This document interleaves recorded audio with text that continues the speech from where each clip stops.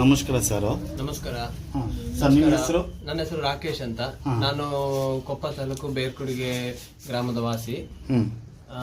ನಾನು ಸುಮಾರು ಒಂದೂವರೆ ವರ್ಷದಿಂದ ಈ ಒಂದು ಪಿತ್ತೂಲ ಅಂತ ಒಂದು ಕಾಯಿಲೆಯಲ್ಲಿ ನರಳ್ತಾ ಇದ್ದೆ.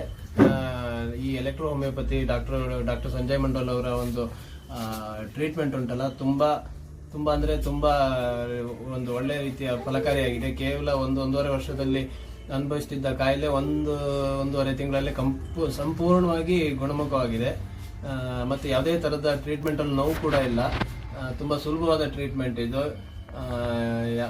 ಇದನ್ನ ಯಾವ ತರ ಅಂದ್ರೆ ತುಂಬಾ ಒಳ್ಳೆ ರೀತಿಯಲ್ಲಿ ಪ್ರಮೋಟ್ ಮಾಡಬಹುದು ಇವರು ಟ್ರೀಟ್ಮೆಂಟ್.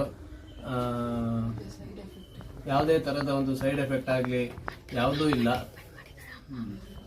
ಹಾಗೆ ನಮ್ಮ ಫ್ಯಾಮಿಲಿಲೇ ನಾನು ಮೂರನೇ ಟ್ರೀಟ್ಮೆಂಟ್ ಮಾಡಿರೋದು. 3 ಜನರಿಗೂ ಸಂಪೂರ್ಣವಾಗಿ ಗುಣಮುಖವಾಗಿದ್ದಾರೆ. ನಮ್ಮ ಅಮ್ಮಗೆ ಸುಮಾರು 12 ವರ್ಷದ ಹಿಂದೆ ಟ್ರೀಟ್ಮೆಂಟ್ ಮಾಡಿದ್ದಾರೆ ಇವರು. ಅದಾದ್ಮೇಲೆ ಅವರು ಯಾವುದೇ ತರದ ಆಹಾರ ಪದ್ಧತಿ ಉಪಯೋಗಿಸಿದ್ರು ಕೂಡ ಅದು ಮರುಕಳಿಸಲಿಲ್ಲ ಇಷ್ಟೊತ್ತವರೆಗೂ. ಹಾಗಾಗಿ ನಾವು ರೆಕಮೆಂಡ್ ಮಾಡ್ಬೋದು ಇವ್ರ ಟ್ರೀಟ್ಮೆಂಟು. ತುಂಬಾ ಒಳ್ಳೆ ಟ್ರೀಟ್ಮೆಂಟ್ ಸರ್. ಇದು ಪಬ್ಲಿಕ್ ಉದ್ದೇಶಕ್ಕೆ ನೀವು ಏನು ಹೇಳಬೇಕು? ನಮ್ಮ ಸಿಸ್ಟಮ್ನಲ್ಲಿ ಟ್ರೀಟ್ಮೆಂಟ್ ಮಾಡೋಕ್ಕೆ ಯಾವ ಥರ ಹೇಳ್ಬೋದು? ಇದು ಉದ್ದೇಶ ಬಗ್ಗೆ ಏನು ಮಾಡಬೇಕು?